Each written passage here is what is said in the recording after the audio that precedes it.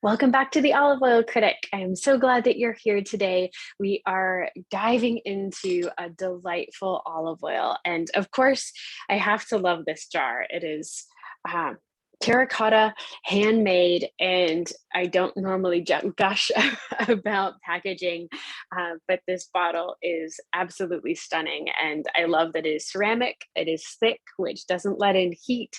Of course, no light either, so really minimizes oxidation of the oil. And all of these jars are handmade in the region of Apuglia. This oil is from Frantoio, Muraglia, and they are a classic foundational family grove in Puglia, just north of Bari on the Adriatic coast of Italy. And this is a Peranzana. So these bottles come with little neckties that tell you what variety it is, because these bottles are classic to their taste and image as a Frantoio, which is really cool. There's lots of groves that will make really beautiful bottles and then put really terrible oil in it. But these were crafted not with that intention in mind. Yes, they're intended to be beautiful and unique, of course, and show off the ceramicists of their region as well, which is a great combination. But again, the intentionality that goes into everything that they do, including their bottles, really shines through. So I have one that sits on my counter every day, and I love using it. The weight of it, it doesn't get slippery when it even gets oily.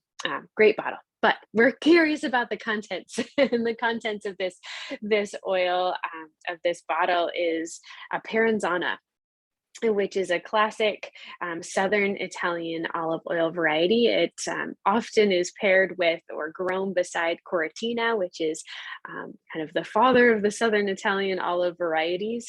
But Peranzana is not as intense as Coritina. It's much more delicate in flavor.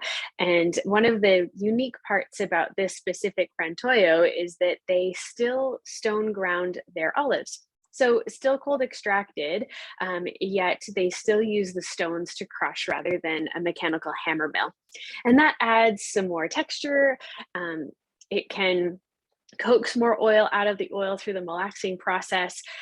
So again, it's not a mechanical, but more traditional method of crushing the olives and coaxing the oil out of the pulp and the pumice. But it does create a much more delicate oil, typically because more oxygen is introduced to the pulp as it's being crushed, and it does need to be crushed longer than through the mechanical hammer mill and malaxing. So it would probably sit in the stones for an hour or two while it is crushed. And again, they'd likely have air conditioners running and things to keep the air cool to prevent the pulp and the paste from getting too warm while it's being malaxed and crushed. So it's neat, and I love it when olive groves do both traditional and modern combined. It creates a really beautiful olive oil, and it marries tradition and modern technology together to make the best of both worlds. And so not many groves do it well, and this is an example of one that definitely does. So I'm excited to taste it and see how it shows up in this Peranzana today. Oh, lots of tomato. Oh goodness, lots of tomato aromas on the nose. It's very aromatic and almost sweet in the way that it shows up in the nose. It's definitely a mild, delicate oil, but still very vibrant, and there's lots to enjoy. Yeah, tomato forward for sure.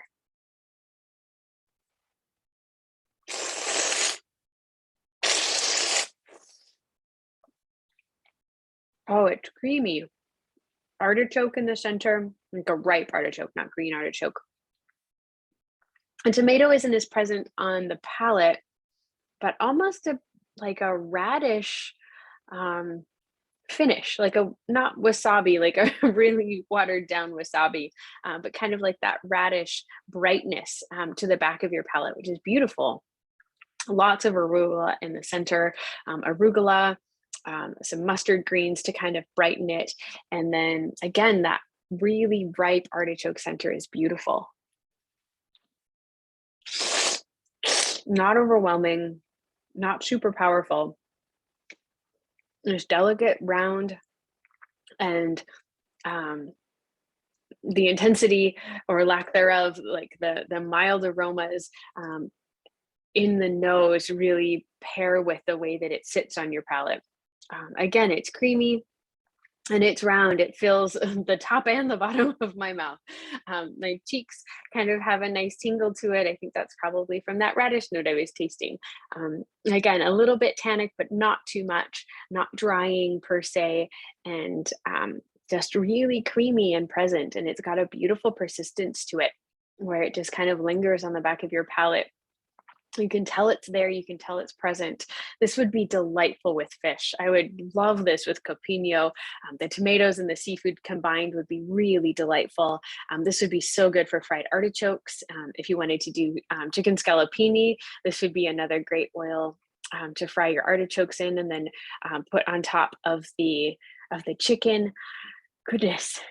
But yeah, copino is what comes to mind, just mixing the seafood flavors, the delicateness of prawns, mussels, clams together with the oil would be really delightful. I could also see this on like a cool yogurt, roasted tomatoes, and then this drizzled on top as an appetizer. Mop that up with some baguette would be delightful as well. But definitely feeling like there needs to be vegetables and then something creamy, something sweet combined with it, whether it's the seafood or like a yogurt, cheese, and then adding that vegetable component to it. Really balances out the characteristics of what's evident in this glass, which is very cool. The Peranzana olive is it shows up kind of like piqual, but not quite. It's the Italian version, I guess, and I really love how it shows up in this oil. You can tell that it has been stone ground because of the delicate notes. The aromas are definitely present, which is really good to tell and to find, but it's not overwhelming. You don't get those really sharp, distinctive tasting notes. It's much more round and feels like it's well blended. And I feel like that comes from the stone ground component of this oil rather than it being just a hammer mill and malaxed mechanically.